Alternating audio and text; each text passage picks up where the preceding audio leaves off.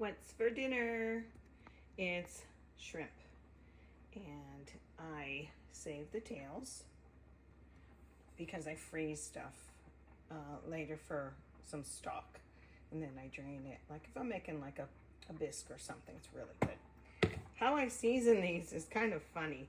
I actually love to use this on many things like steak, not just steak, what it's meant for. See, this is the one from Aldi. Look, I only hardly have any left.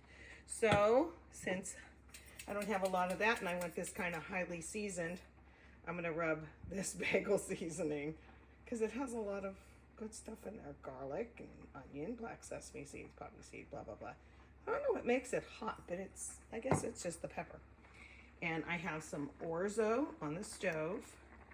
If you haven't had orzo, it's a nice change of a pasta type dish. You know, your starch instead of just noodles or potatoes or regular rice.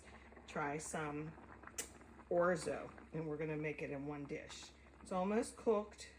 It has a little hard middle to it, so you have to kind of go low and slow. And hey, remember how I put my spoon in there when things are boiling so they don't boil over. And I'm gonna show you, I'm gonna put everything in this pan. And here's our ingredients: shrimp and orzo. And then I have chopped fresh tomato. My garden looks terrible. It's so overgrown and everything looks like a jungle. But it's still giving me peppers and different peppers and some tomatoes. I minced up some garlic, and here's some shallot. Got a couple shallots from the farmer's market. And I love them. If you haven't had a shallot, you got to give it a go. Some white wine. I keep up here in the fridge a little bit, and then it cooks off. You know, you're not drinking wine, y'all. And then some Asiago cheese. So I'm going to put this all together, and I'll come back and show you what it looks like. I got this skillet very hot. Then I put in the olive oil, and then I put in the shrimp. They'll just be 2 minutes and then flip them 1 minute just to get a little crust. And then I'm going to take them out.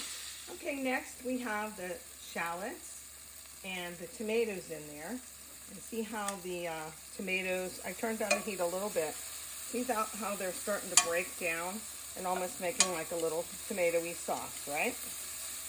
It doesn't take long. And then I am now going to add the garlic because I don't want it to burn. So I put it in just for a couple minutes just to bloom, if you will, and get a good flavor in there. But you want to cook it a little bit because you don't want raw garlic, of course.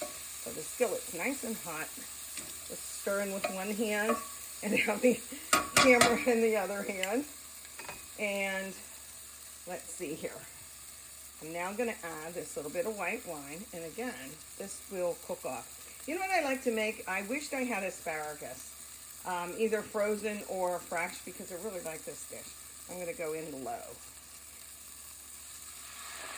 Okay, and back up a little bit.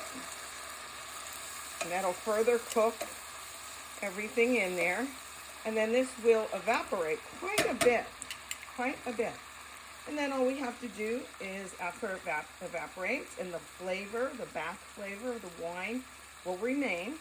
Okay, I might put some peas in here, I don't know. Whatever I have in the fridge, that's what I look at. You know, Thane calls it Shirley's Chopped Show, you know, just whatever we have. Sometimes I do think ahead and buy the correct ingredients. And can you see how that's cooking down pretty good? The tomatoes are getting a little softer in there. And then all I have to do is add the orzo in, add the shrimp back. Oh, let me show you something with the shrimp. Here, I'm going to grab this one because it's cold. As not to overcook shrimp, the shape of an O, if your shrimp is shaped like an O, it's overcooked. But if it's shaped like a C, see, like that's a C, that's not overcooked. So C for cooked, O for overcooked. How about that? All right, and I have my orzo drained and ready, and my shrimp ready. And then my cheese to finish. So let me turn this off so that the video isn't too... Okay, we're back to finish things off. I put the shrimp back in. Notice how it's got a tinge of, from the tomatoes. It just lends itself, like it just kisses it. And I did put some Asiago cheese in there. Okay, I can't decide if I still want peas in there, but I know I want some fresh parsley really at the end, but I wanted to show you, okay? And it is nice fresh parsley. It will lend a nice flavor. We'll have like a little mini plain salad, some little homemade dressing. I do make my own Good Seasons knockoff, so one day I'll show you that, okay? And like I said, the cheese and just some crusty bread, and boom. And orzo is such a good option to have in your cupboard. So, okay, I hope you enjoyed, and we'll have to think of a name. Shrimp, orzo, pasta, or whatever. Okay, thanks.